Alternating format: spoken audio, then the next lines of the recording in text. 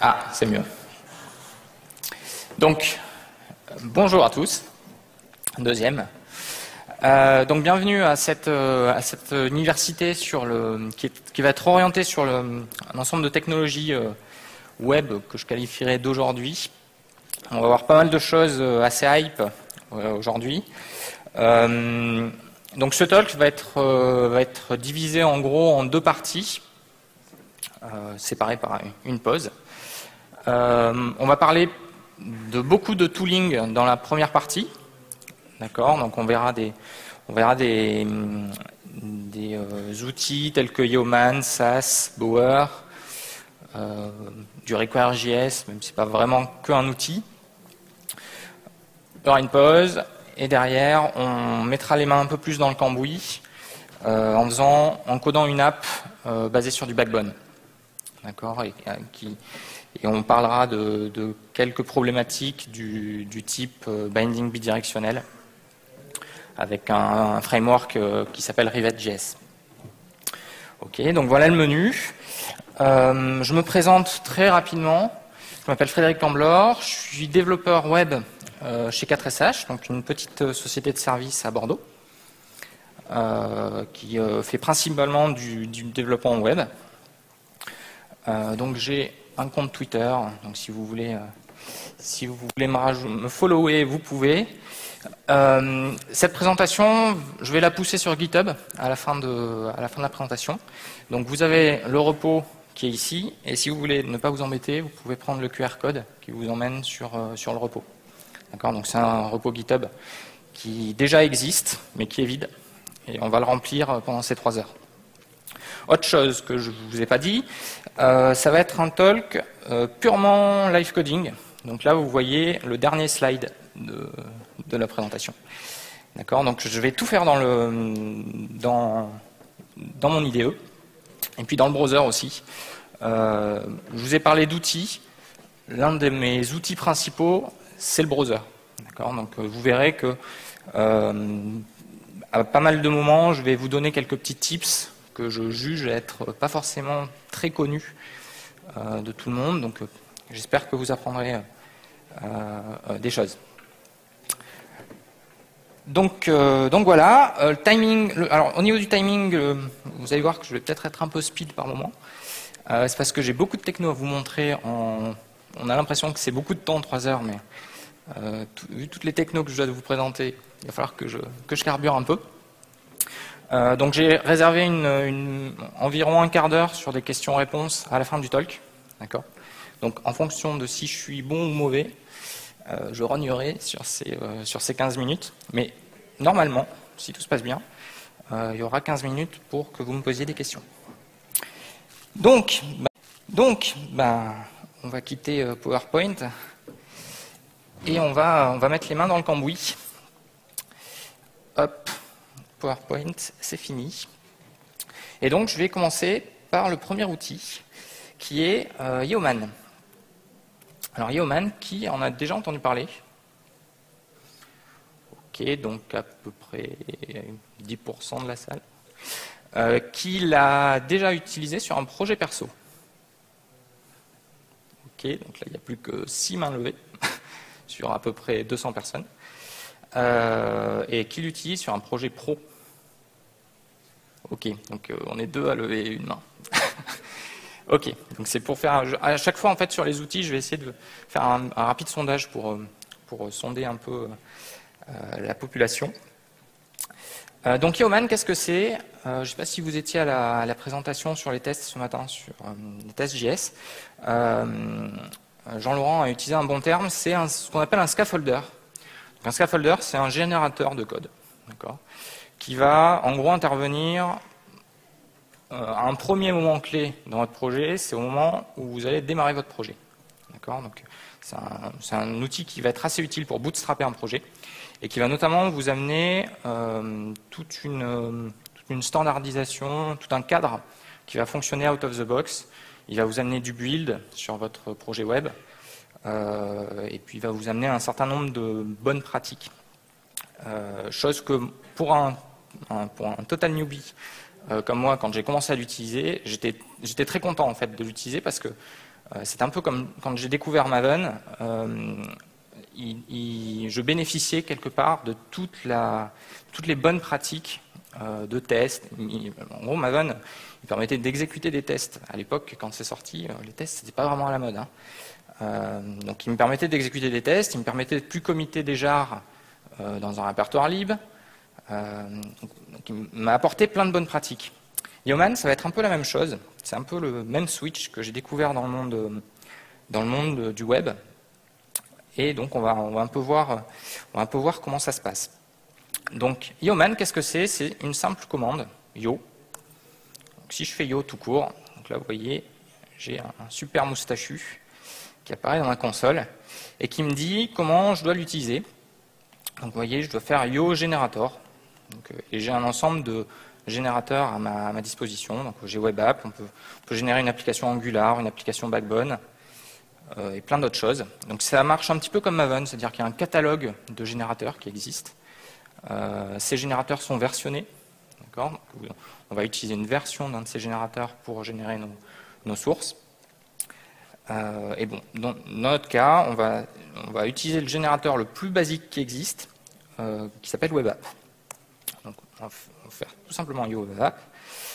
Et donc là, vous voyez, il commence à me poser des questions. Est-ce que j'ai envie d'utiliser Bootstrap et Sass?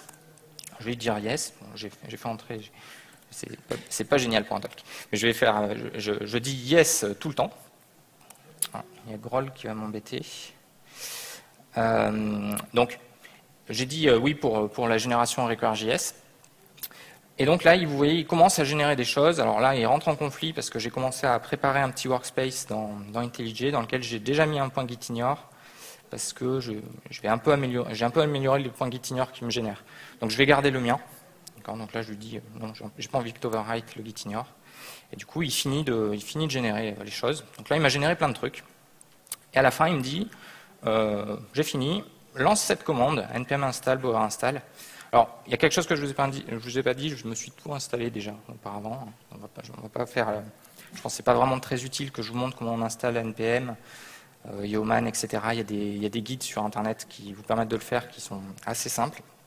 Donc là, vous voyez, il me dit, exécute cette commande. Donc je vais m'exécuter et je vais vous expliquer ce qu'il fait après, parce que vous allez voir, ça va vous rappeler quelqu'un, pour les utilisateurs de Maven. Vous voyez, il est en train de télécharger Internet. Donc, très bien.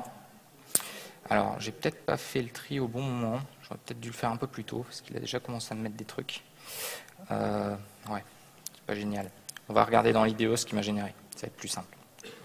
Donc, en gros, Yeoman, il m'a généré un répertoire app dans lequel vous allez avoir toutes les ressources de votre application web. Ce répertoire app, c'est votre contexte route de votre application web. D'accord ? Donc à l'intérieur, vous avez un fichier index.html notamment, vous avez quelques styles, des scripts, enfin des scripts JS. Donc voilà, ça c'est ce qui m'a généré. Alors là on ne voit pas trop parce que je l'ai mis en exclude, mais il m'a également généré un répertoire de tests. Si on regarde ici, vous voyez, il m'a généré, d'ailleurs si je fais un tri test, hop, il peut me donner ce qu'il a généré dedans. Donc il m'a généré en fait toute une arborescence permettant de faire des tests d'intégration. Alors là, je vous dis tout de suite, on ne parlera pas du tout de test pendant cette session. En gros, premièrement, parce que je ne suis pas très à l'aise sur le sujet, parce que j'en fais pas beaucoup. Et deuxièmement, parce qu'il y a une université qui était dédiée à ça pendant 3 heures ce matin. Donc je pense que le sujet est suffisamment vaste pour pas que je me laisse aspirer par ce dernier. Donc on ne parlera pas de test. Donc voilà, il m'a généré en gros 2 arborescences, et puis il m'a généré d'autres choses. Si on regarde un petit peu, bon, il m'a généré des fichiers .quelque chose, ça c'est des fichiers de configuration, on ne va pas s'y attarder. Il m'a surtout généré un fichier gruntfile.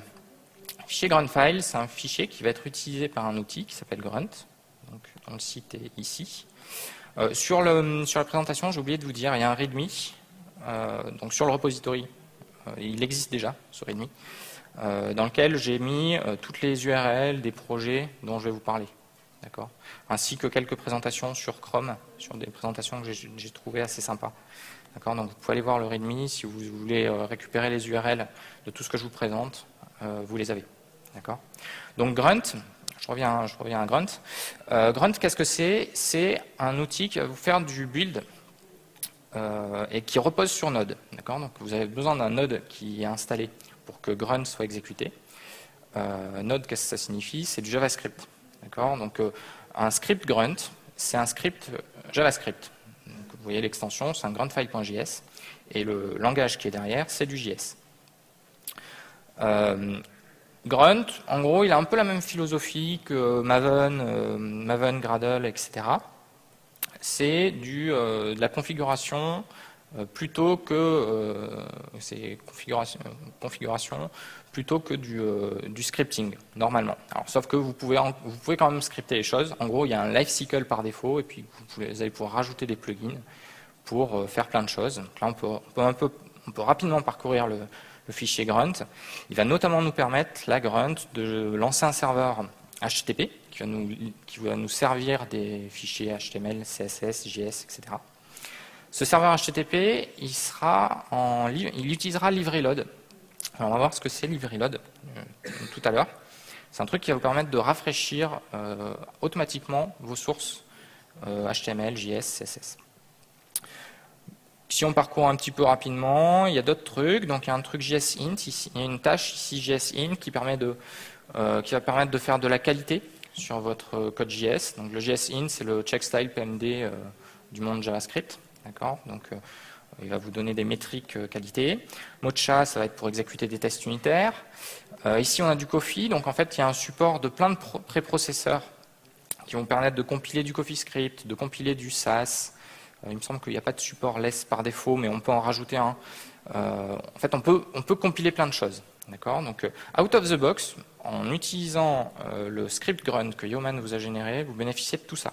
Vous avez un truc qui va marcher tout seul, sans que vous n'ayez rien à faire. Vous allez voir, on va y revenir. On peut utiliser Compass. Alors après, il y a quelques optimiseurs sur lesquels on va revenir tout à l'heure. En fait, vous allez voir qu'il y a un mode dans lequel on peut générer une application optimisé à mort de votre site, dans lequel vous avez tous vos JS qui sont minifiés, toutes vos CSS qui sont minifiés, vous avez plein de fichiers qui sont concaténés. C'est vraiment l'application qu'il faudrait envoyer en prod pour avoir les meilleures perfs possibles. Donc ça aussi, vous en bénéficiez out of the box. Donc après, il y a aussi une tâche pour Bower, on va en parler tout à l'heure. Donc voilà. Donc le fichier Grunt, en fait, pour tout vous dire, je suis loin d'être un expert Grunt et j'y touche pas. En fait, il fait le job. Et ça, c'est super cool parce que, en fait, j'ai pas besoin de passer du temps à apprendre un nouvel outil. L'outil fonctionne out of the box. Et si demain, par contre, j'ai envie de le customiser, et j'en ai besoin, je passerai le temps à y aller dessus. Mais par défaut, le truc, il marche, quoi. Donc c'est quelque chose qui est assez sympa d'avoir un truc, on fait en une commande, on a un projet qui marche. Donc là, normalement, j'ai fini de meubler.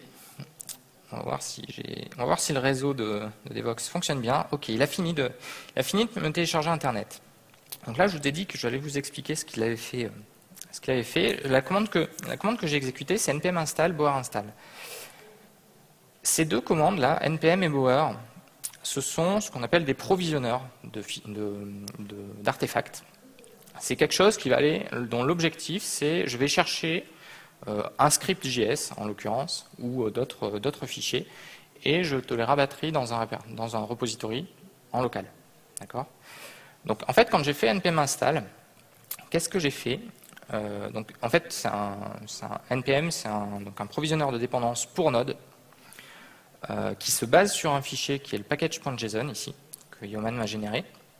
Et donc là, vous voyez, c'est un truc qui permet d'écrire un certain nombre de dépendances sur mon projet, et qui vont être des dépendances Node.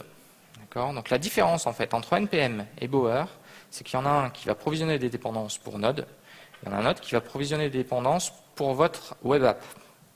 Ça va être deux choses, on va voir, ça va pas être tout à fait la même chose. Donc, vous allez me dire pourquoi on utilise Node, parce que Grunt se base sur Node. Donc, c'est pour ça qu'on a besoin de provisionner des choses. Et d'ailleurs, vous le voyez là, dans le package.json, toutes les dépendances qu'on a, ce sont des grunts qui tiraient quelque chose. En fait, c'est plein de plugins Grunt que Yeoman nous a préparé, enfin nous a configuré par défaut. Alors là, vous voyez, si vous êtes un peu attentif, il y a une sémantique un peu particulière sur un numéro de version. Et c'est pas que un numéro de version. Alors des fois, il n'y a que des numéros de version, on a un 0.4.0, mais des fois, on a un tilde 0.4.0. En fait, ce truc-là, c'est une spec qui s'appelle Semantic Versioning, qui est utilisée assez souvent dans le monde de JS, qui permet de définir vraiment une spec sur les numéros de version. Contrairement à un outil comme Maven, où on peut faire ce qu'on veut sur les numéros de version, et où du coup, comparer deux numéros de version, c'est pas tout le temps facile. C'est souvent sur le nom, où il est des fois un peu intelligent, Maven, mais c'est pas forcément figé dans le marbre, la manière dont on doit numéroter les artefacts. Là, sur Semantic Versioning, c'est vraiment une spec qui vous dit, vos versions, elles doivent tout le temps avoir 3 digits. Et le premier digit, c'est version majeure, le deuxième, c'est mineur, le troisième, c'est bug fix. D'accord ? Et donc, une fois qu'on a posé ça, on peut décrire un peu plus précisément des dépendances. Et typiquement, quand on est en train de dire tilde 0.1.1, on est en train de dire je veux la version 0.1.1, mais s'il y a une version bug fix supérieure, donc s'il y a une 0.1.2 qui sort, tu vas me la provisionner et je vais l'utiliser. Si par contre il y a une 0.2.0 qui sort, donc une version mineure, il ne va pas me la provisionner tout seul. D'accord ? Ça permet d'avoir un curseur un petit peu entre le je fige ma dépendance et du coup je peux plus bénéficier des bugs fixes automatiquement et je fige carrément pas ma dépendance et je télécharge tout le temps la dernière version, ce qui peut être embêtant quand il y a une nouvelle version qui sort, ça peut casser la compatibilité sur notre application. Donc, ce fichier package.json, c'est le fichier qui va être utilisé par NPM pour provisionner toutes les libs nécessaires à Grunt. Et en fait, quand on a fait le Bower install, on a fait un peu la même chose, mais avec Bower, mais on y reviendra juste après. D'accord ? Je vais pas vous expliquer tout de suite ce que Bower a fait, mais il a fait sensiblement la même chose. Donc là, une fois qu'on a récupéré on a provisionné toutes nos dépendances, pour info, les dépendances, il nous les a provisionnées dans un répertoire qui s'appelle node module ici, et donc qui est juste énormissime. Là, vous voyez, le truc, il y a la terre entière. Un truc important par rapport au monde Java, c'est que votre repository n'est pas partagé entre tous vos projets. Alors, on peut le faire, mais par défaut, vous allez avoir un repository par projet. Donc ça veut dire potentiellement pas mal de places de prise, mais finalement pas tant que ça parce que c'est que des fichiers JS. D'accord ? C'est pas des gros jars de plein de mégas, c'est juste des fichiers JS. Donc les repositories sont pas si gros que ça. Si on regarde, je sais pas si j'ai oublié ce que je viens de vous dire. Il fait quand même 133 mégas. Oubliez ce que je viens de vous dire. Donc bon, il a provisionné les choses et donc je vais pouvoir lancer maintenant des tâches Grunt. Donc Grunt, c'est un outil en ligne de commande. On appelle avec Grunt une tâche.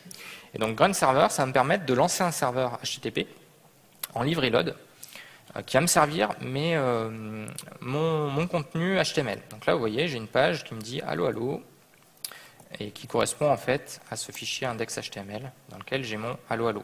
D'accord ? Alors, je vous ai parlé de live reload. Live reload, en fait, c'est un truc qui vous permet d'éditer. Je lève les mains, ça fait rien, et ça a mis à jour ma page HTML automatiquement. D'accord ? Donc là, derrière, il y a du WebSocket. En gros, il y a côté serveur un push qui est envoyé au client pour lui dire rafraîchis-toi. D'accord ? Donc là, comment il fonctionne parce que ça peut paraître anodin, mais c'est pas si anodin que ça. Sur du JS et sur du HTML, il va rafraîchir la page. Si vous avez été attentif, en fait, on voit le switch de Chrome qui dit je rafraîchis. Et par contre, sur des CSS, on peut regarder. Donc regardez bien le refresh là. Je vais éditer un fichier CSS. Background color, on va dire red. Hop, donc toujours pareil, sans les mains. Hop. Et donc là, en fait, il n'y a pas eu de rafraîchissement. Le CSS, il est vraiment remplacé à la volée. D'accord ? Parce qu'il n'y a pas eu de comportement. En fait, quand on modifie un fichier CSS, on ne va pas toucher à du comportement sur notre application. Donc on peut le rafraîchir comme ça directement sans avoir à tout réexécuter. D'accord ? C'est pour ça qu'il ne recharge pas toute la page. Donc ça, c'est assez sympa, notamment quand on fait du marketing. C'est plutôt assez sympa. Donc je vous ai dit qu'on allait voir quelques astuces dans Chrome. Toujours dans l'esprit live reload, il y a une fonctionnalité dans Chrome qui est pas mal, qu'on ne connaît pas forcément. Si je charge mon fichier app.js, voilà. Donc là en fait j'ai mon fichier app.js dans IntelliJ et sur mon browser. Si je modifie le fichier, donc là vous voyez il y a une petite étoile qui me dit j'ai modifié le fichier. Donc là déjà vous saviez qu'on pouvait modifier le fichier directement dans Chrome. Ok. Et donc on peut le sauvegarder. J'ai fait un CTRL S et là maintenant quand je vais dans IntelliJ, vous voyez ça a été rafraîchi automatiquement. Comment il a su ça? En fait il y a une fonctionnalité dans Chrome Canary qui s'appelle les workspaces. Donc ça, il faut que vous l'activiez. Alors, je ne vais pas vous montrer comment on l'active. Vous cherchez sur Google, vous allez trouver. Mais c'est un truc qui permet de faire un mapping entre une URL.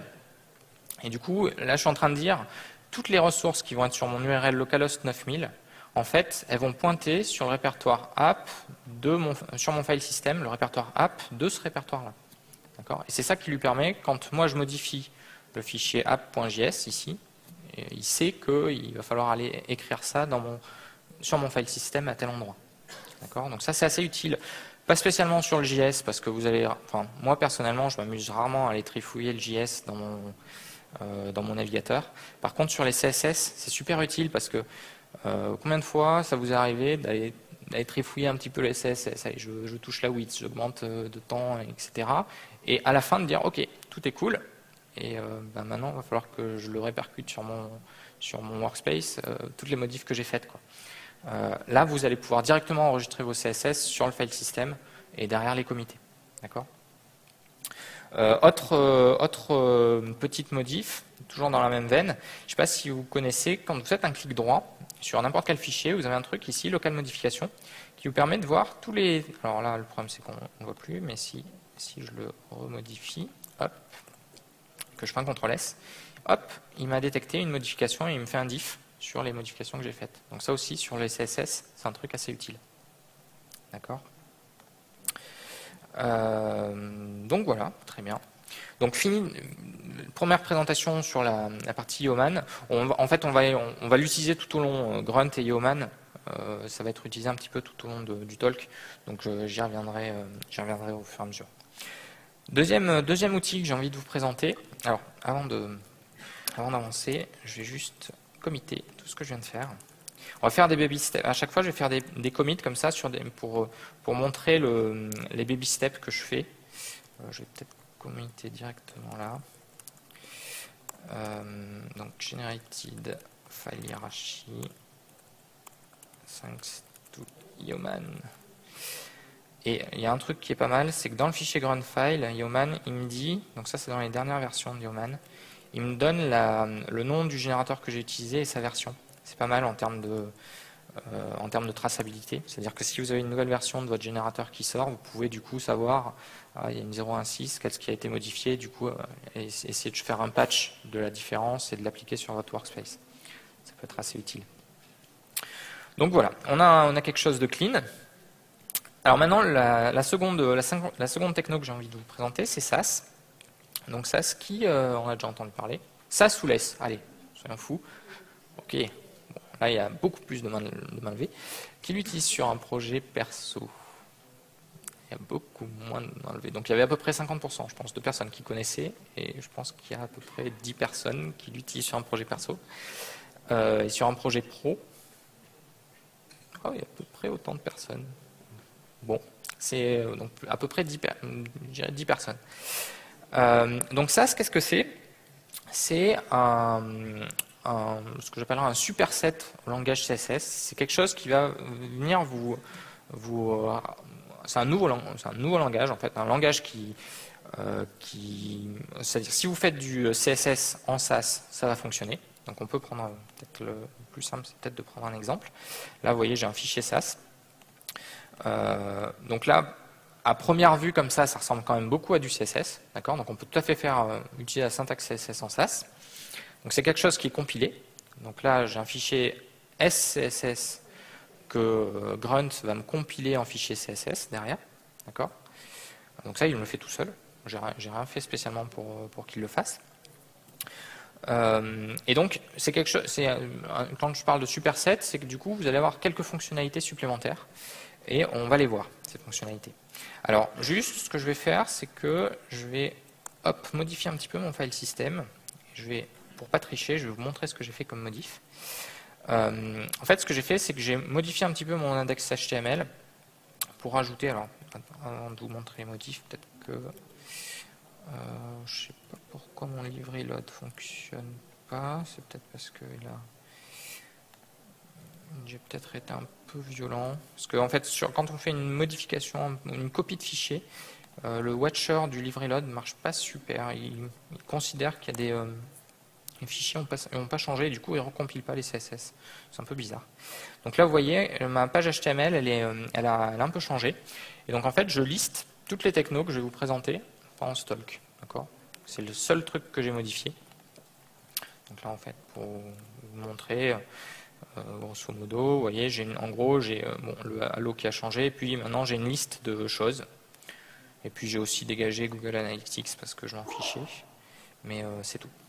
Et par contre, j'ai rajouté quelques CSS. D'accord, vous avez vu, j'ai fait un truc de toute beauté là.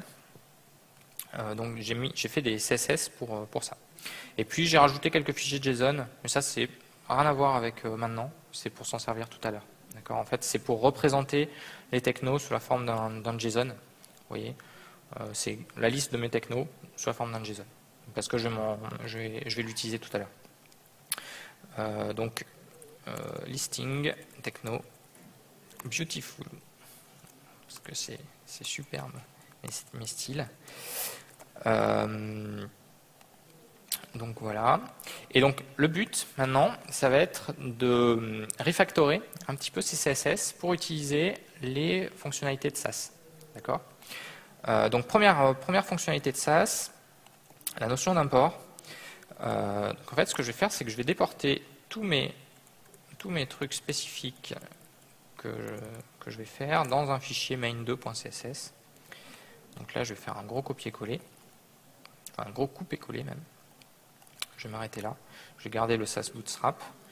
Hop, je fais un couper-coller. Là, vous voyez, du coup, le livret load. En fait, l'avantage, c'est que du coup, on va pouvoir voir si je dégrade ou pas, ou si je change des choses pendant que je travaille. D'accord. Donc là, en l'occurrence, j'ai changé des choses, j'ai tout supprimé.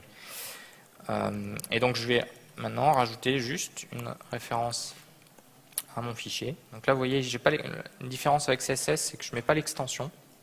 Là, vous voyez, ça fonctionne. Première différence, c'est que je ne mets pas l'extension. Deuxième différence, c'est qu'il n'y a pas de requête HTTP qui part. Voilà. C'est-à-dire que quand je lui dis import main2, il va me concaténer, enfin, il va me copier-coller le CSS résultant à l'intérieur de mon main CSS. D'accord ? On peut s'en assurer si vous voulez. Si j'ouvre mon main CSS qui est généré, vous voyez, il est dans .tmp style parce que c'est Grunt qui l'a compilé dans ce répertoire-là.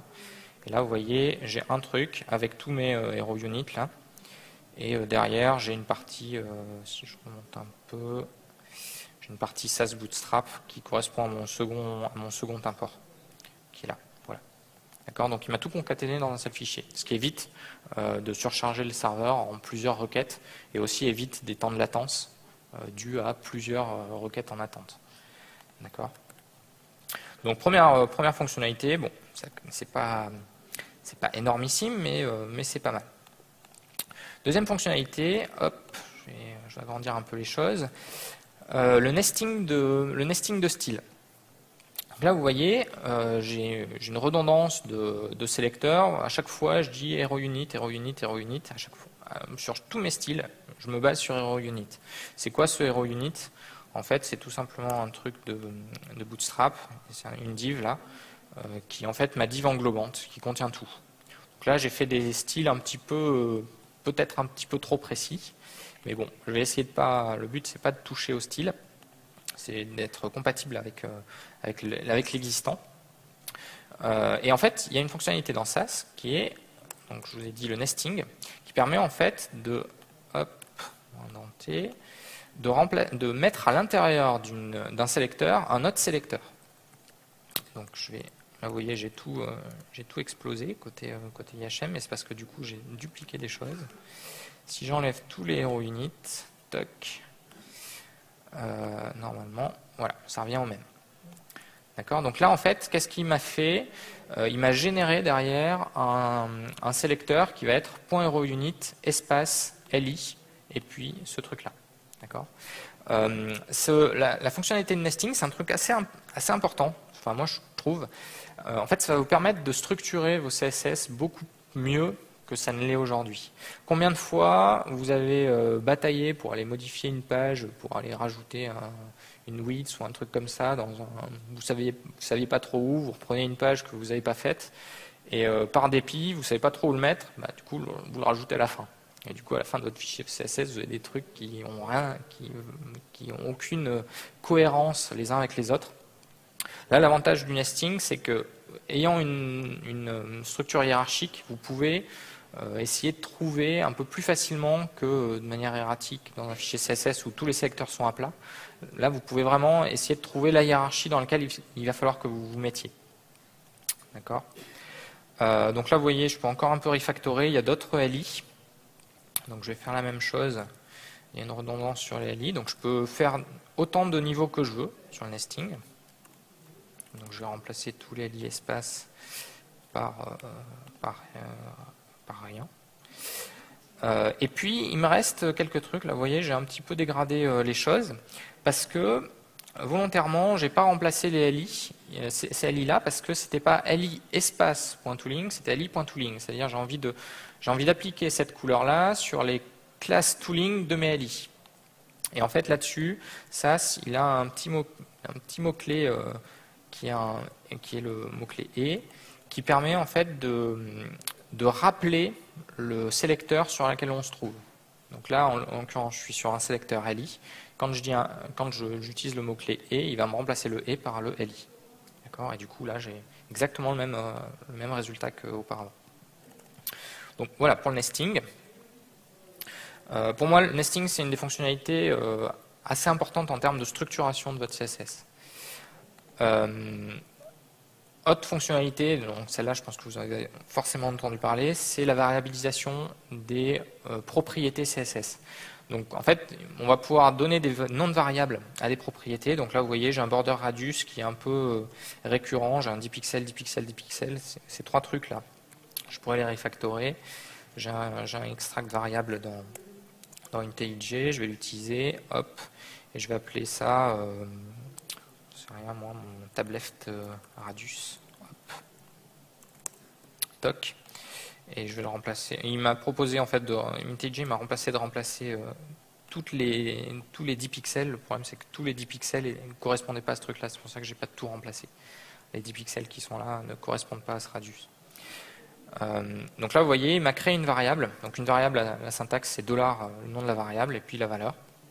Et donc l'avantage de ce truc-là, c'est que si vous voulez modifier une valeur de manière cohérente, vous pouvez le faire et du coup voir le résultat directement. Si on passe le radius de 10 à 20 pixels, qu'est-ce que ça donne? D'accord. Donc ça c'est le premier avantage, réutilisation. Deuxième avantage, c'est je nomme les choses, donc j'exprime un petit peu mieux ce que je veux faire.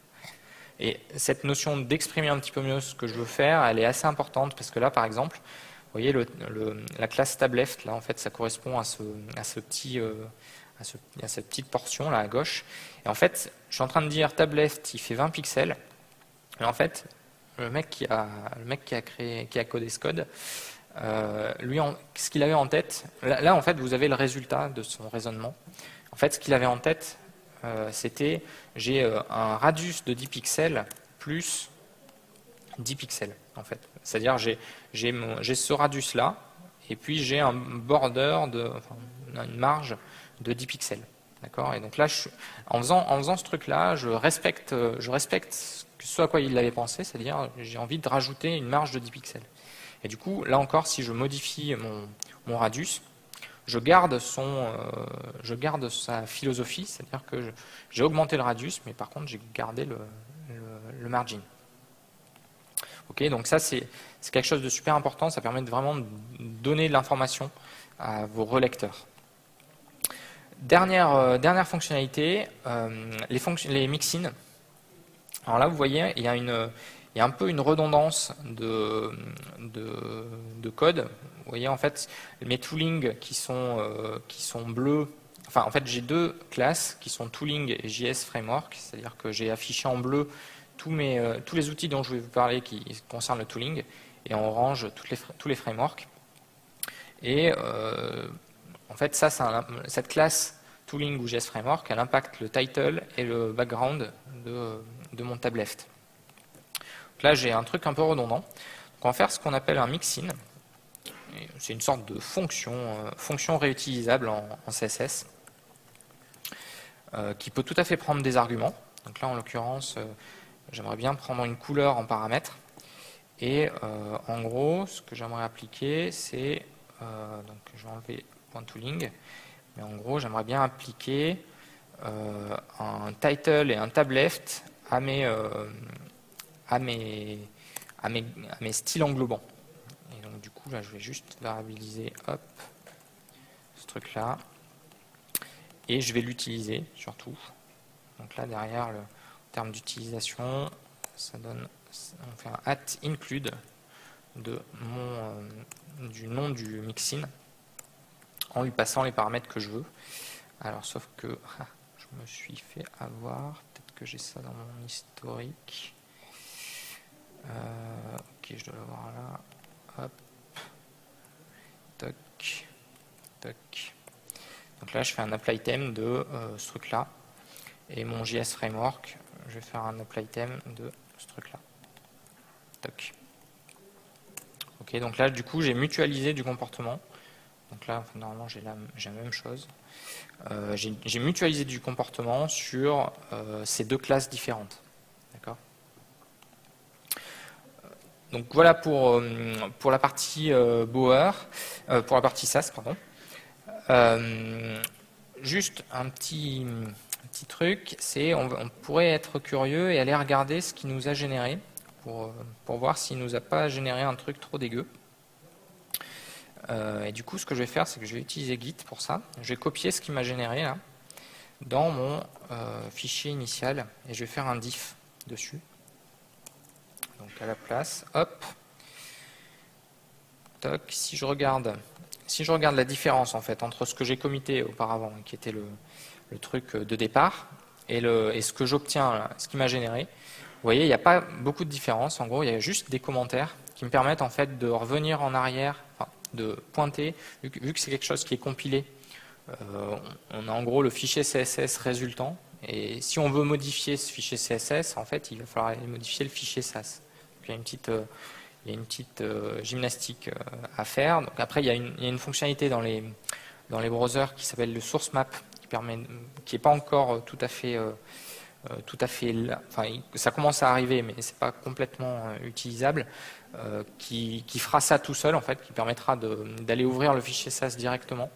Mais aujourd'hui, il faut faire cette gymnastique intellectuelle de se dire, si je veux modifier le margin, là, en fait, il faut que j'aille voir la ligne 12 du fichier main2 CSS. Donc ça, c'est un des inconvénients de tout ce qui est préprocessé, c'est que vous êtes sur le fichier compilé. Donc c'est difficile. Enfin, normalement, il ne faut pas les modifier le fichier compilé, il faut aller modifier la source. Donc voilà. Après, à part ces trucs-là, alors si il y a ces trucs-là qui changent, mais ça c'est parce que j'ai changé le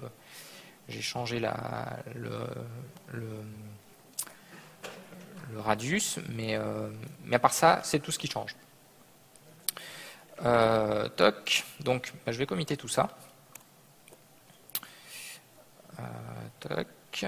Donc, using, on va dire sassified. Hop.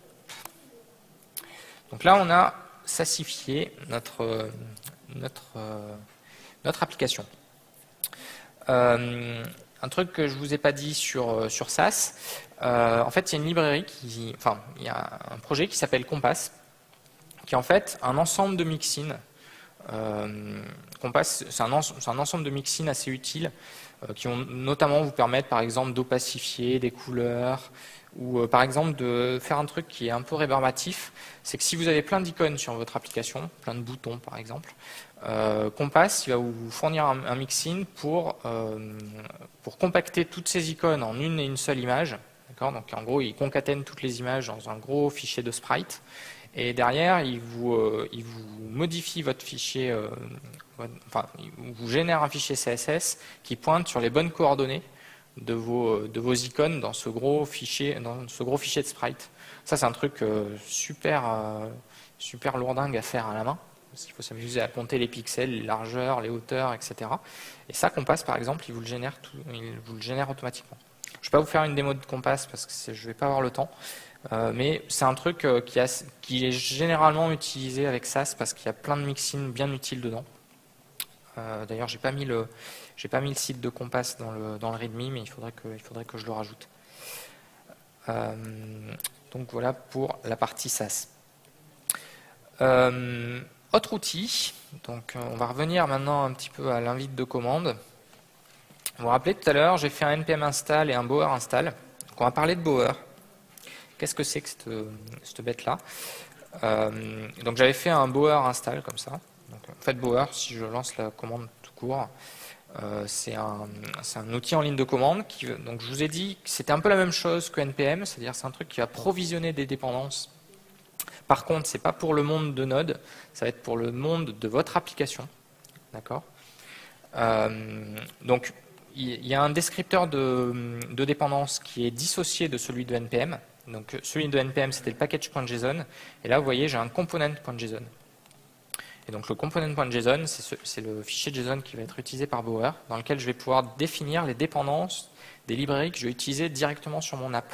Donc là je suis en train de dire, sur mon app, je vais utiliser jQuery, je vais utiliser Modernizer, Require.js et SAS Bootstrap.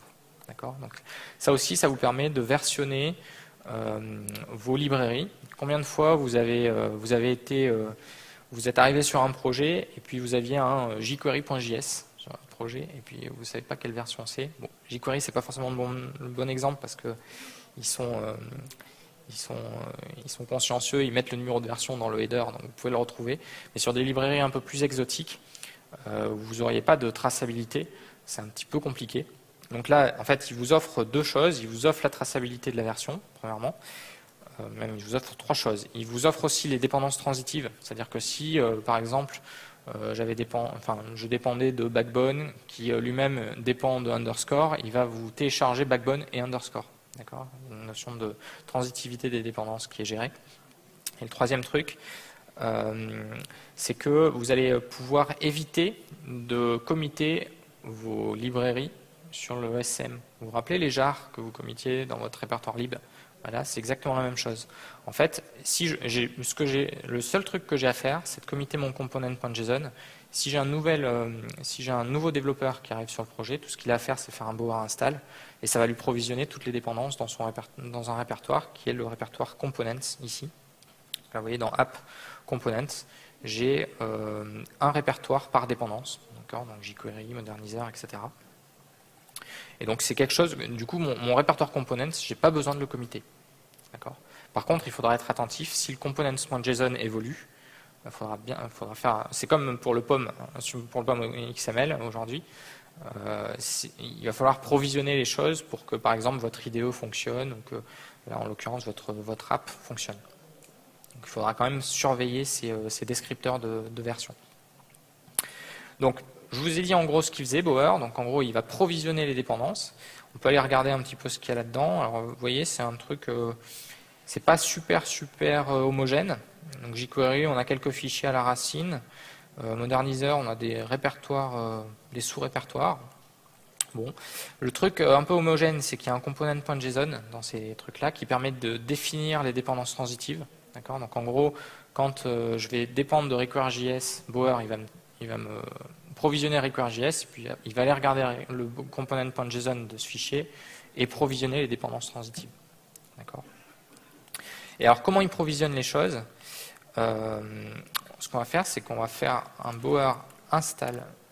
Donc, en fait, quand je fais bower install, je suis en train de demander à Bower de me provisionner une librairie. Alors, peut-être que on va revenir au install tout à l'heure. Je vais d'abord faire un bower search. Bower search, ça permet de chercher parmi un repository central, donc un peu comme Maven, il y a un repository central de librairies, aussi bien côté NPM que côté Bower, c'est deux repositories différents. d'accord, et dans lequel qu'on peut interroger en faisant un Bower Search, par exemple jQuery. Là, il va me lister tous les artefacts qui existent dans ce repository central qui ont jQuery dans leur nom. D'accord. Et donc, vous voyez qu'il y a, en gros, on a deux informations. On a le nom de l'artefact et puis à chaque fois un repository Git. Donc là, ça peut peut-être vous donner des indications sur comment il va fonctionner. En fait, Bower, tout simplement, il va cloner un repository Git. C'est tout ce qu'il fait. Et en fait, quand on va lui dire j'ai envie de provisionner Backbone, il va cloner le repository Git de Backbone. Alors, c'est pas vraiment le repository Git de Backbone, c'est le repository Git qui contient le livrable de Backbone. D'accord? Parce qu'on ne va pas forcément vouloir tout le temps télécharger les sources, etc. Donc c'est souvent des repositories dédiés qui n'ont pas forcément grand-chose à voir avec le repository dans lequel vous avez les sources. Et donc c'est ce qu'il va faire. Il va cloner les choses, Bower. Je vous ai montré Bower Search. Si je veux avoir davantage d'infos sur, par exemple, jQuery UI, en faisant un Bower Info jQuery UI, vous allez avoir la liste des versions disponibles que vous allez pouvoir installer. Donc, ça prend un peu de temps, c'est un peu bizarre, normalement ça va assez vite. Donc là, vous voyez, j'ai ces versions disponibles. Il me les a triées, c'est-à-dire que la dernière version, c'est la 1.10.2 de jQuery UI. Et en fait, qu'est-ce qu'il fait là? Tout simplement, il liste les tags du repository Git. D'accord? Donc il y a un truc qui est important là, c'est que pour que vous puissiez utiliser une librairie, il faut que votre tagging respecte semantic versioning. C'est-à-dire que vos tags doivent être tout le temps en 3 digits. Ça, c'est un truc super important. Je me suis fait avoir, typiquement, je me suis fait avoir parce que j'avais fait un tag avec 4 digits et pas de bol, il ne voulait pas me le provisionner. D'accord? Donc c'est vraiment 3 digits. Après, il faut aller lire l'aspect de semantic versioning parce que c'est pas. Là, je simplifie un peu les choses. On peut mettre des sortes de classifieurs un peu à la Maven pour dire alpha, bêta, etc. Mais le truc hyper important, c'est 3 digits. Et donc, quand j'ai envie de provisionner une librairie, donc je vais commencer à provisionner les trucs dont je vais avoir besoin plus tard, on peut faire un Bower install, le nom des artefacts que je veux provisionner. Et donc là, vous allez voir, il va faire un git clone des deux repositories qui correspondent à ces artefacts. Donc là, vous voyez, il clone des trucs. Derrière, dans mon répertoire components, j'ai mon répertoire Backbone avec des sources. Alors après, ça sera à moi de les référencer. Ça c'est mon problème. Quels sont les fichiers que je référence? Ça, c'est un peu à voir au cas par cas. Il n'y a pas de truc. La partie je référence ma dépendance, Bower ne s'en occupe pas. C'est à vous de le faire dans vos fichiers de script. Donc là, en gros, il me les a provisionnés. Et vous voyez, j'ai fait un --save. Ce --save, il permet en fait de mettre à jour le component.json avec les nouvelles dépendances que j'ai récupérées. Comme ça, j'ai plus qu'à committer mon component.json et ça fonctionne. Et en plus, il m'a mis la version qu'il a récupérée, qui est la dernière. Si je ne lui ai pas précisé, il prend la dernière. D'accord? Donc là, je vais dire added backbone and underscore dep. OK. Juste une petite note. Il y a une commande en fait qui est Bower Register qui existe, qui a cette forme-là. En gros, Bower Register foo et puis un repository Git.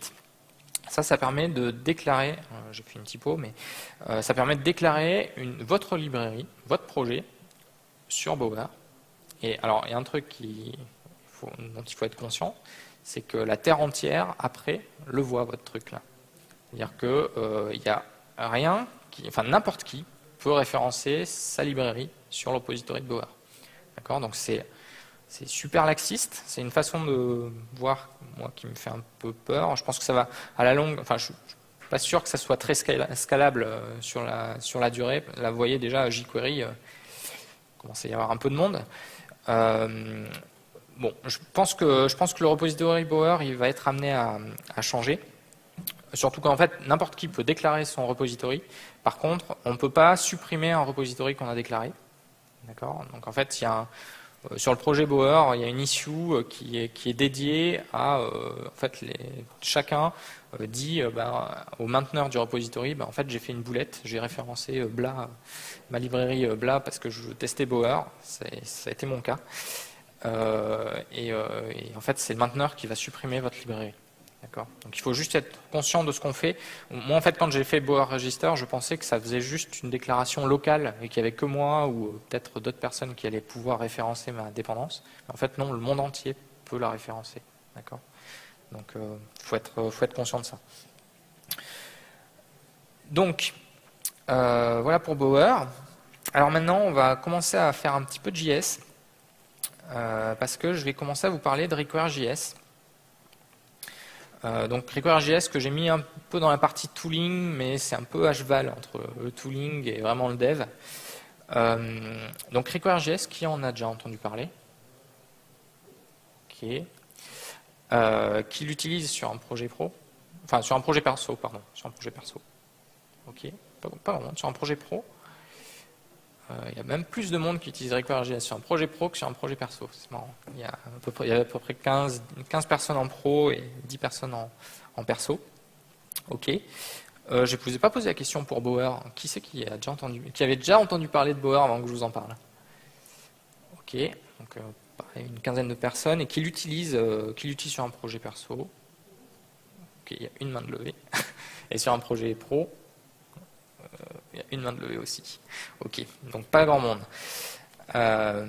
Donc pour vous dire que la gestion de dépendance en JS, c'est pas encore ça sur les web apps. Alors j'en reviens à Require.js. En fait, Yeoman, il m'a généré une arborescence, d'accord, tout à l'heure, et en fait, il m'a généré un certain nombre de trucs.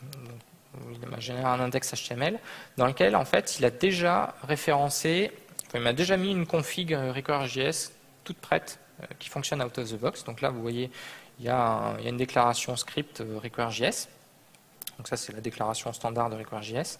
Et comment il fonctionne? Enfin, je ne vous ai même pas dit ce que faisait Require.js. Require.js, en fait, c'est un truc qui va vous permettre de charger à la demande des scripts JS. D'accord. Donc vous allez pouvoir, plutôt que d'avoir un pavé énorme de déclaration de script JS dans votre index, vous allez pouvoir dire vous allez pouvoir restreindre par exemple certaines parties de votre application pour dire toute cette partie de fichiers JS que je n'utilise que dans la partie back-office, je vais les charger qu'une fois que je suis logué, par exemple. Ça permet d'éviter à votre visiteur qui n'a pas accès à la partie back-office d'y accéder. Ouais. J'y arrive. Ça, c'est la déclaration de Require.js. Donc, en gros, je charge à la demande un script JS. Et donc, comment fonctionne Require.js? Donc, premièrement, c'est un script JS tout bête, hein, donc on le référence avec un SRC. Et puis, on met une balise un petit peu magique ici, data-main, qui va dire à Require.js, une fois que tu t'es chargé, tu vas essayer de charger un fichier qui se trouve dans script main.js, donc ce fichier-là. D'accord? Donc là, en gros, c'est un truc qui permet à Require.js de bootstrapper ce que vous avez déclaré sur votre application. D'accord. Donc en gros, ce main.js, il va être chargé, dès que Require.js est chargé, main.js est chargé. Okay. Et c'est le seul truc qui va être chargé, qui va être forcé d'être chargé. D'accord. Donc dans ce fichier main.js, qu'est-ce qu'il y a? Il y a une partie configuration sur laquelle je reviendrai un peu plus tard. Je vais d'abord vous montrer comment on utilise Require.js. Require.js, c'est deux fonctions globales, une fonction require, une fonction define, qui se comportent de manière très très proche. Il y a juste une petite subtilité entre les deux. Donc on va commencer à regarder require. Donc là, on est en train de dire, je vais avoir besoin, en gros, j'ai envie que tu me charges 3 modules. Alors, en fait, en require, on parle de modules. En fait, c'est ni plus ni moins qu'un fichier JS, un module.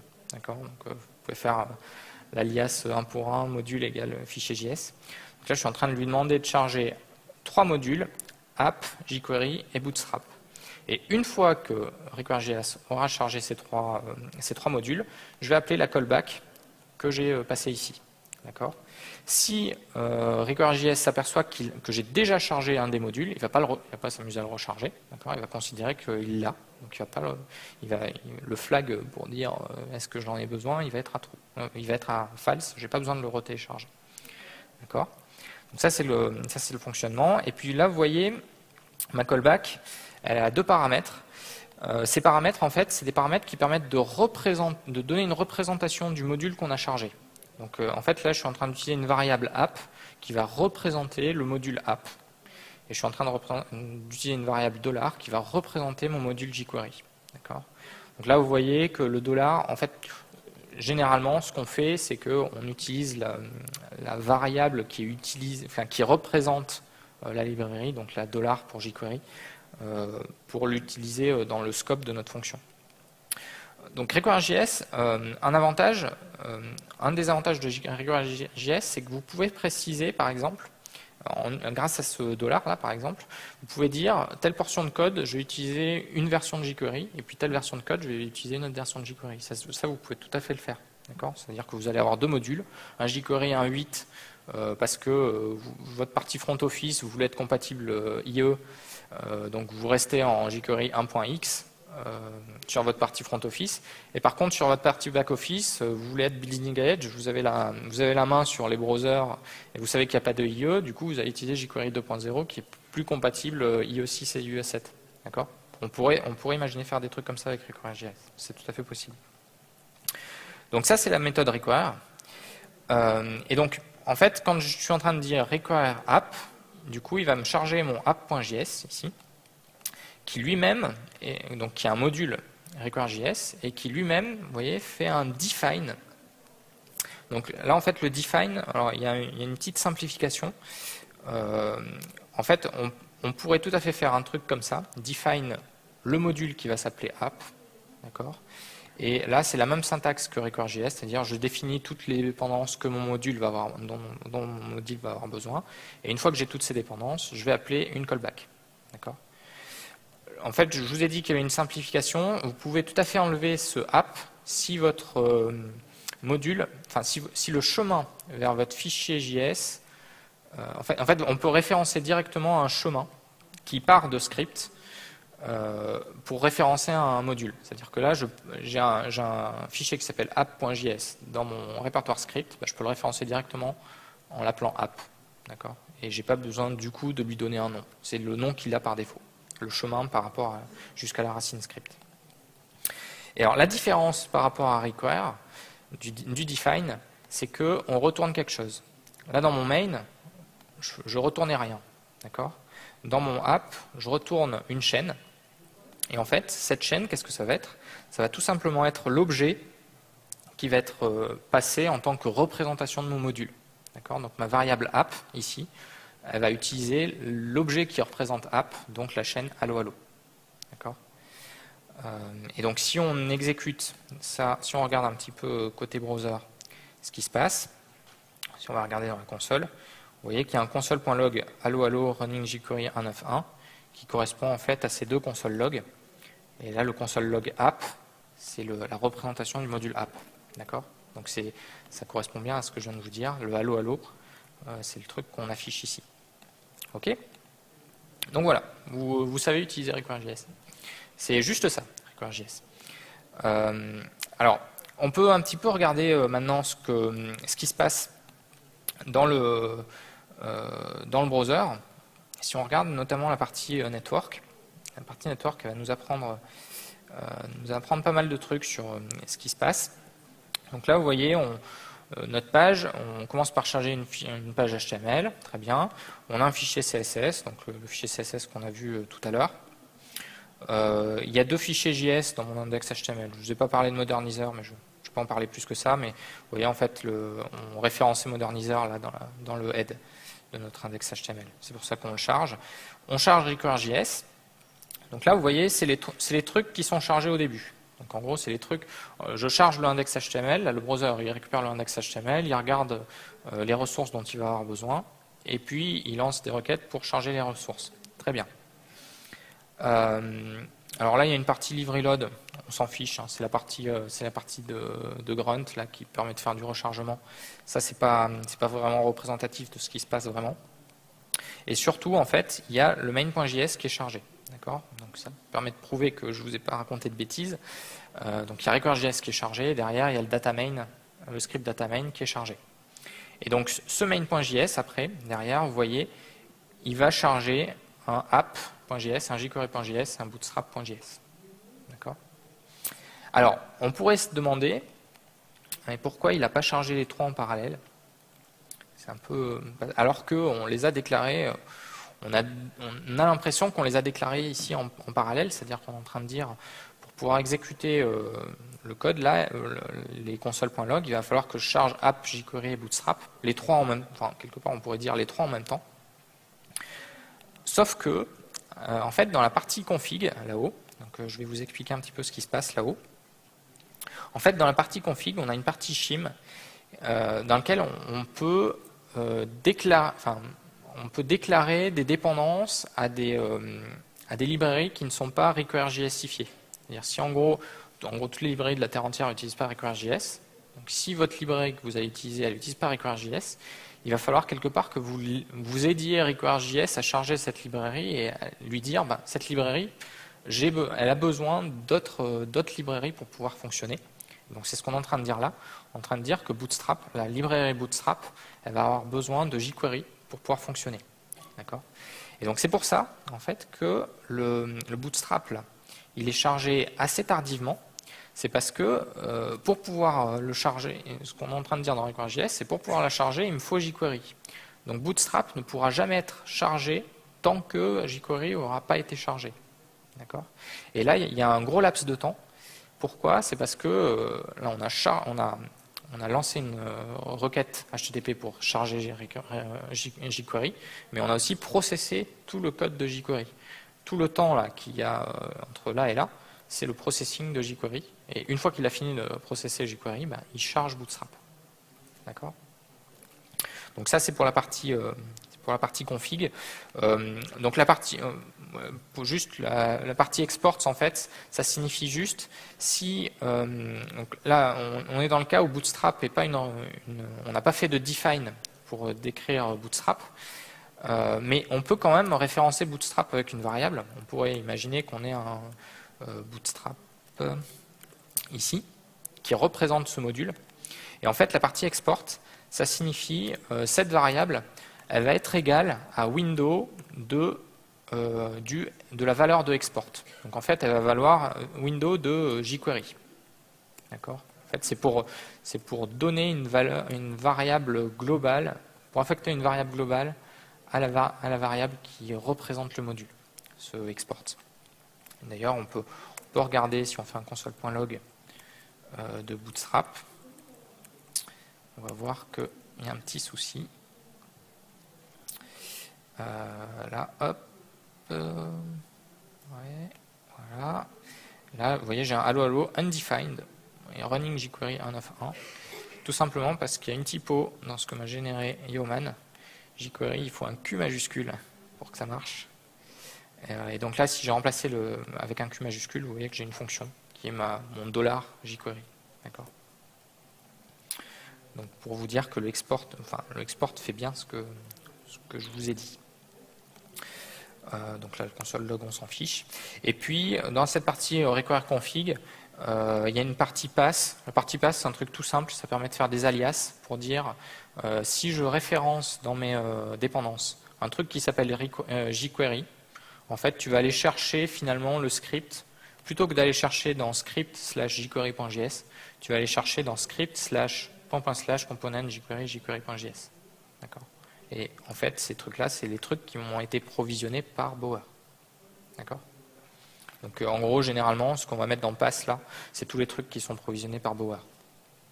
Donc maintenant que je vous ai expliqué ce que j'ai, la partie pass, je vais me générer, pour gagner un peu de temps, toute une partie config dont je vais avoir besoin en fait pour la suite du talk. Donc qu'est-ce que je viens de générer ? Je viens de générer plein de passes sur plein de librairies que j'ai déjà provisionnées, donc notamment Backbone et Underscore. D'accord ? Il y a d'autres librairies qui vont venir plus tard. c'est pour aller plus vite.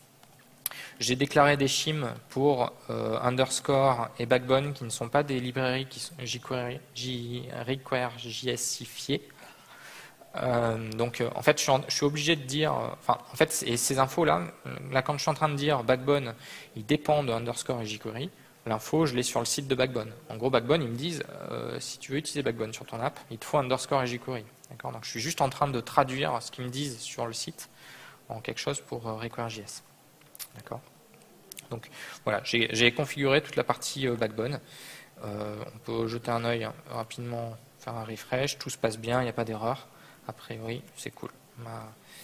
Ma partie require.js fonctionne toujours.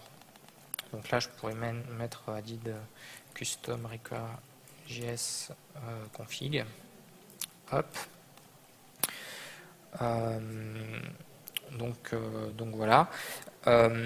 Alors, ce que je pourrais faire, c'est faire un petit refacto. C'est dire, là, plutôt que de dire dans mon main toutes les librairies dont je vais avoir besoin, ça peut être pas mal de dire que justement vous montrer un petit peu les dépendances transitives pour montrer que si je mets ces trucs-là, ces deux dépendances, jQuery et Bootstrap dans app, il va toujours me les charger, mais de manière transitive. D'accord. Alors sauf que là mon dollar il va plus marcher. Toc. Mais ça devrait, là si je fais un dollar, hop, ça devrait marcher. Voilà, ça marche toujours pareil. Alors sauf que les consoles.log ont été inversés parce que cette callback là va être appelée avant la callback du main. D'accord, je charge le app avant de charger le main. Donc c'est pour ça que le log se fait avant, alors qu'il se faisait après tout à l'heure. Mais j'ai le même comportement. D'accord. Je vous ai parlé tout à l'heure d'un optimiseur sur Grunt. En fait, tout à l'heure, j'ai lancé une commande qui était grunt server pour lancer mon serveur en mode dev pour développer. Et en fait, il y a une commande qui existe qui est grunt server dist.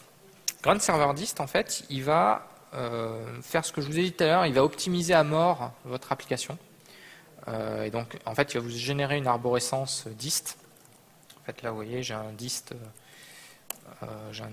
qui est un répertoire dist qui existe, qui contient un petit peu les mêmes choses que ce que j'avais dans mon répertoire app, sauf que, en fait, le répertoire dist, c'est le truc qui est optimisé à mort. D'accord. Alors, c'est dommage, je ne vous ai pas montré les temps de chargement. On va les regarder a posteriori. Mais si on regarde maintenant ce qui se passe en termes de temps de chargement sur ce truc-là, sur le répertoire dist. Alors déjà, en termes de temps de chargement total, on est à 74 milli. D'accord. Vous allez voir tout à l'heure, en revenant en serveur normal, on est entre 150 et 200. Donc on divise par deux, en gros, le temps de chargement de la page. Pourquoi ? Notamment parce qu'il y a plein de trucs qui sont compressés. Si on va regarder le main.css, vous voyez, c'est plus du tout un truc lisible. Tout a été minifié. Pareil, le modernizer.js, c'est un truc tout minifié alors qu'il n'est pas à la base. Require.js, il est minifié. Et là, vous voyez, tout à l'heure, en fait, je chargeais plein de scripts. Je chargeais le main.js, le app.js, le bootstrap et jQuery. Maintenant, j'ai plus qu'une seule requête. En fait, il m'a tout concaténé, tout minifié dans un seul fichier. Vous voyez qu'il y a cette tête-là. Donc, il est juste illisible. Mais le gros avantage, c'est que du coup, il est beaucoup plus faible en termes de volume. Et surtout, vous n'avez qu'une seule requête qui part. Et vous n'avez pas les requêtes séquentielles qui, elles, font prendre du temps de dire pour que Bootstrap soit chargé, il faut que j'ai chargé jQuery, etc. D'accord. Donc, en fait, là, il vous a compressé. Ça, c'est l'optimiseur Require.js qui a été introspecté un petit peu ce qui se passait sur votre application au chargement, qui a détecté un petit peu tous les scripts qui étaient chargés au chargement et qui les a tous compressés d'un seul coup. D'accord. Donc bon, ça c'était juste une parenthèse pour la partie dist. On va pas l'utiliser. Enfin, on va arrêter de l'utiliser parce que c'est juste indébuggable.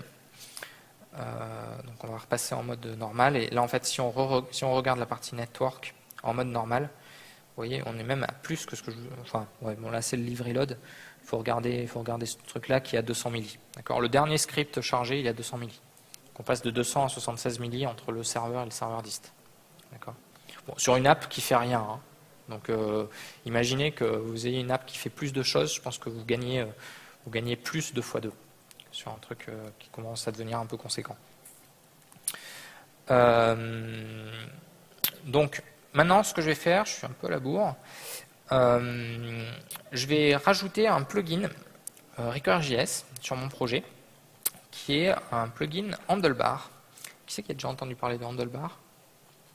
Ok. Qui c'est qui l'utilise sur un projet perso? Donc 4, 5, 6 personnes. Sur un projet pro, à peu près pareil, 6 personnes. Alors que des gens qui en avaient entendu parler, il y en avait je dirais une quarantaine. Ok, donc en fait, Handlebar, c'est un moteur de templating côté client. Donc en fait, vous allez pouvoir faire du templating en JS, enfin sur votre, en fait, c'est votre navigateur qui va faire du templating, qui va faire le rendering de vos pages. C'est plus le serveur. Donc en fait, je vous ai dit que c'était un plugin Require.js Handlebar. En fait, ça va me permettre de charger des templates avec Require.js. D'accord ? Ça va être ça le but. Donc pour ça, je vais chercher Handlebar, hop, sur le repo Bower. Hop, et puis j'ai mon artefact qui est là, donc je vais faire un Bower install, -save, ce truc-là. Pendant qu'il l'installe, ça devrait bien se passer. Je vais décommenter la partie config dont j'ai besoin. Je ne vais pas rentrer dans les détails. En gros, c'est toutes les librairies dont je vais avoir besoin pour charger mon plugin. Et puis vu que c'est un plugin Handlebar, en fait, je suis obligé. Donc le plugin Handlebar, il s'appelle HBS. D'accord, donc c'est ce truc-là. Et en fait, c'est un plugin Require.js, donc c'est un truc qui doit être chargé très très tôt. Donc avant même le Require.js, si en gros je veux pouvoir utiliser le plugin tôt, il faut que je le charge avant même de pouvoir faire des requires. Donc c'est pour ça que je suis en train de dire, je le rajoute en tant que dépendance. Ce deps là, c'est un truc qui est chargé très très tôt, avant même le require ici. Et donc, comment on l'utilise ce plugin? En fait, alors, avant de l'utiliser, ce que je vais faire, c'est que je vais commencer par faire un petit template. Donc je vais me faire un répertoire template ici, dans lequel je vais faire un hello.hbs. Donc les templates Handlebar, dans ce cas-là, vont s'appeler HBS. Et je vais faire un simple hello world. Ouais, si je veux bien avoir la souris. Ouais, ok. Toc. Et donc là, je vais faire hello. Donc là, je suis en train d'utiliser la syntaxe de Handlebar. Donc ce truc-là, c'est double moustache. C'est pour dire j'ai envie d'afficher la variable vous. D'accord ? Et donc que je vais passer en paramètre de mon contexte du template. En tant que contexte du template, pardon. Donc là, j'ai fait mon template. Très bien. Et donc, je vais le référencer en tant que dépendance Require.js, ici. Donc là, je vais faire hbs, templates, hello. Et derrière, je vais pouvoir, comme sur les autres modules, m'en servir avec une donnée membre, avec une variable, une variable locale. Et je vais pouvoir faire, par exemple, un console.log de hello template. Alors, hello template, en fait, c'est une fonction. C'est-à-dire que là, en fait, le plugin Handlebar, qu'est-ce qu'il m'a fait? Premièrement, il va charger le fichier Handlebar, il va le compiler, donc il va me générer du JS qui correspond à ce plugin, donc pour que ça soit optimisé à mort, et du coup, il va m'en faire une fonction que je vais pouvoir appeler en JS. Donc c'est ce que je fais ici. Et la fonction, en fait, on peut lui passer un contexte. Donc là, je vous ai dit que j'affichais une variable qui s'appelait où. Et donc là, je vais faire un hello devoxfr. Donc je fais un console.log de ce truc-là. Maintenant, si je regarde la console, vous voyez, je fais un hello devoxfr. D'accord ? Donc qu'est-ce qui s'est passé si on regarde un petit peu la vue network? Bon, il m'a chargé plein de trucs. Là, tous les trucs que j'ai rajoutés dans la config, il me les a chargés. Et surtout, à la fin, vous voyez, il me charge un hello.hbs pour le provisionner et pour le compiler. D'accord ? Et derrière, je lui ai demandé de l'exécuter ici. D'accord ? Donc là, je vais dire added handlebar démo require handlebar, hop, intégration hop, with hello world. On va dire hop. Donc voilà.